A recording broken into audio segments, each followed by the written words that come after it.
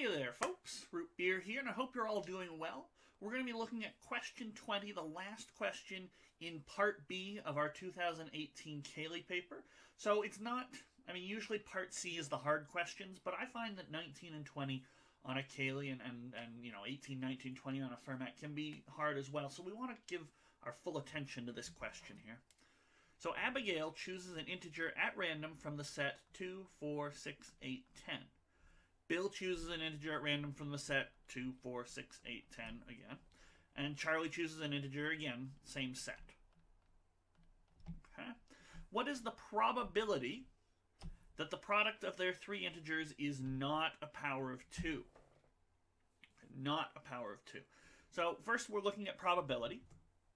So always remember, probability on high school level contests basically always boils down to count the number of outcomes we want. So number of outcomes named, that is to say, not having the multiple be a power of 2, over the number of possible outcomes. All the ways that Abigail and Bill, and I think his name was Charlie or Chuck, something like that. Charlie. All the ways that they could pick their numbers and multiply, so the number of possible outcomes. Okay, so it just is going to boil down to figuring out these two numbers. Number of possible outcomes, the bottom number I always find is the easiest. The top can be easy, but I've never seen a situation where the bottom is difficult to figure out. Now, Abigail has 5 choices of number. And Bill has 5 choices. 2, 4, 6, 8, 10. And Charlie has 5 choices.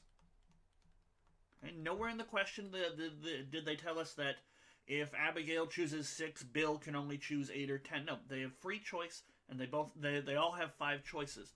And one of the things that you might want to learn if you're having trouble with counting problems is how, when we use language to describe the situation, that language very predictably translates into certain mathematical operations. So quite specifically here, when I say Abigail has 5 choices, and Bill has 5 choices, and Charlie has 5 choices, the total number of choices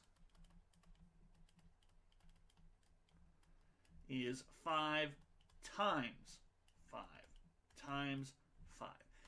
Ands turned into multiplies. Ors turn into addition in general. Okay?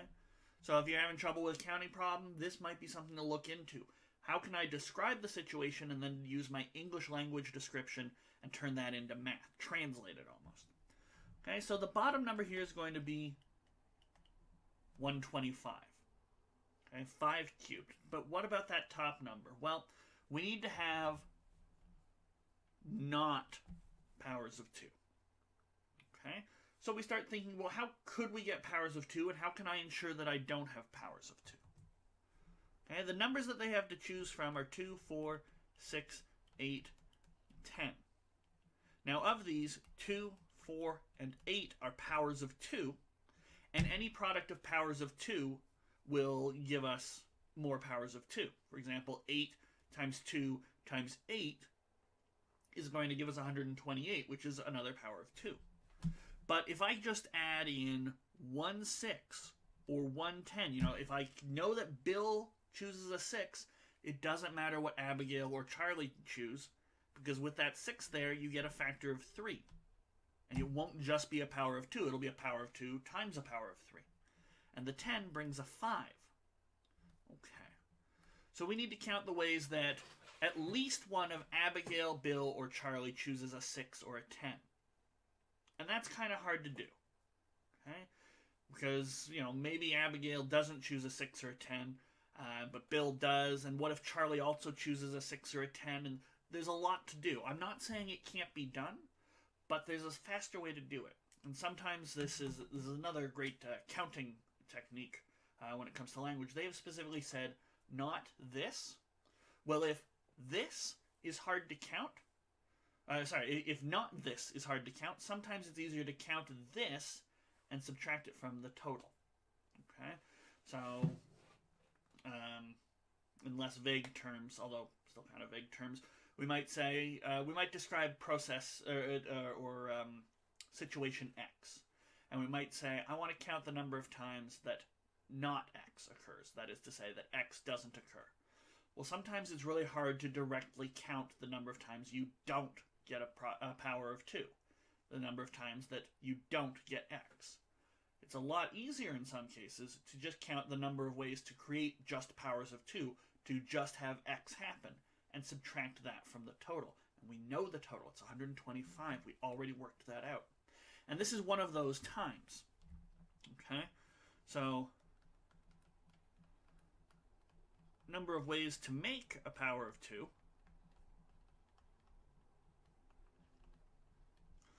Well, Abigail has 1, 2, 3 choices.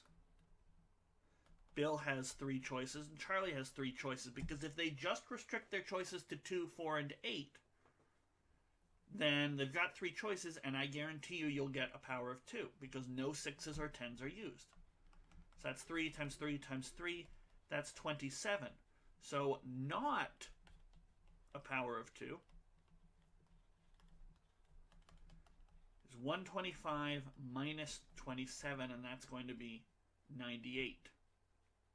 So our probability, the thing we're trying to find, is 98 out of 125, and that is in lowest terms. So let's see, is that one of our potential answers?